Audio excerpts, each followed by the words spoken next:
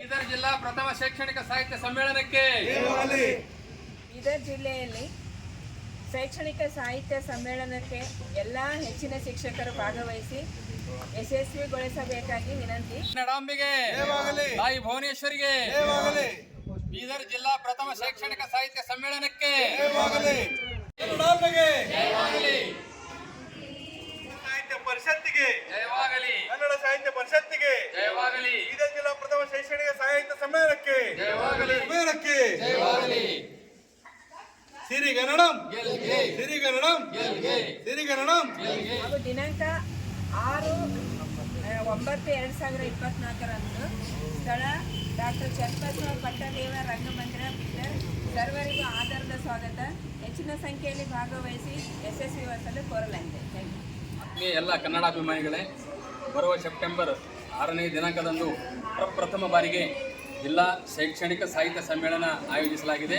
ಜಿಲ್ಲಾ ಕನ್ನಡ ಸಾಹಿತ್ಯ ಪರಿಷತ್ ಬೀದರ್ ವತಿಯಿಂದ ನಡೆಯುವಂತಹ ಈ ಶೈಕ್ಷಣಿಕ ಸಾಹಿತ್ಯ ಸಮ್ಮೇಳನದ ನೇತೃತ್ವವನ್ನು ನಮ್ಮ ಜಿಲ್ಲೆಯ ಉಸ್ತುವಾರಿ ಮಂತ್ರಿಗಳಾಗಿರ್ತಕ್ಕಂಥ ಸನ್ಮಾನ್ಯ ಶ್ರೀ ಈಶ್ವರ್ ಖಂಡ್ರೆಯವರ ನೇತೃತ್ವದಲ್ಲಿ ಮತ್ತು ಪೂರ್ಣಿಮಾ ಜಾರ್ಜ್ ಅವರ ಸರ್ವಾಧ್ಯಕ್ಷತೆಯಲ್ಲಿ ಈ ಶೈಕ್ಷಣಿಕ ಸಾಹಿತ್ಯ ಸಮ್ಮೇಳನ ನಡೆಯಲಿದೆ. ಈ ಸಮ್ಮೇಳನದಲ್ಲಿ ಹಲವಾರು ಕವಿಗೋಷ್ಠಿಗಳು, ಗೋಷ್ಠಿಗಳು ನಡೆಯಲಿವೆ.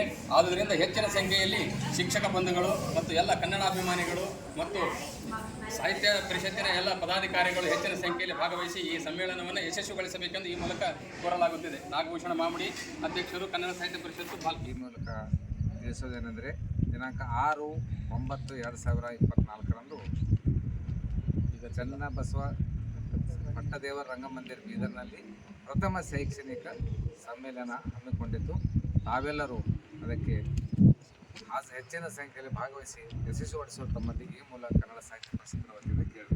ಬೀದರ್ ಜಿಲ್ಲಾ ಕನ್ನಡ ಸಾಹಿತ್ಯ ಪರಿಷತ್ತು ಘಟಕ ವತಿಯಿಂದ ನಮ್ಮ ಜಿಲ್ಲೆಯಲ್ಲಿ ಪ್ರಪ್ರಥಮವಾಗಿ ಶೈಕ್ಷಣಿಕ ಸಾಹಿತ್ಯ ಸಮ್ಮೇಳನ ಮಾಡ್ತಕ್ಕಂಥದ್ದು ಬಹಳ ಸಂತೋಷದ ವಿಷಯ. ಯಾಕಂದರೆ ಜಿಲ್ಲಾ ಕನ್ನಡ ಸಾಹಿತ್ಯ ಪರಿಷತ್ತು ತನ್ನ ಇತಿಹಾಸದಲ್ಲಿ ಈ ಗಡಿ ಭಾಗದ ಬೀದರ್ ಜಿಲ್ಲೆಯಲ್ಲಿ ಹಂತ ಹಂತವಾಗಿ ಕನ್ನಡ ಕಟ್ಟುವ ಕೆಲಸ ಮಾಡ್ತಕ್ಕಂಥದ್ದು ಒಂದು ಸ್ವಾಭಿಮಾನದ ಮಾತು. ಈ ಸಮ್ಮೇಳನಕ್ಕೆ ನಾವೆಲ್ಲ ನಮ್ಮ ಸಂಸ್ಥೆಯ ವತಿಯಿಂದ ಬಹಳಷ್ಟು ಸಂಖ್ಯೆಯಲ್ಲಿ ನಾವು ಹಾಜರಾಗ್ತೀವಿ ಮತ್ತು ಈ ಸಮ್ಮೇಳನದ ಒಂದು ಲಾಭ ನಾವು ಪಡಿತೀವಿ ಅಂತಕ್ಕಂಥ ಮಾತನ್ನು ಹೇಳ್ತಾ ನನ್ನ ಮಾತುಗಳಿಗೆ ವಿರಾಮ ನೀಡ್ತೀನಿ. ಜೈ ಹಿಂದ್, ಜೈ ಕನ್ನಡ. ಪರಿಷತ್ತಿಗೆ ಜಯವಾಗಲಿ, ಕನ್ನಡ ಸಾಹಿತ್ಯ ಪರಿಷತ್ತಿಗೆ ಜಯವಾಗಲಿ, ಬೀದರ್ ಜಿಲ್ಲಾ ಪ್ರಥಮ ಶೈಕ್ಷಣಿಕ ಸಾಹಿತ್ಯ ಸಮ್ಮೇಳನಕ್ಕೆ ಜಯವಾಗಲಿ.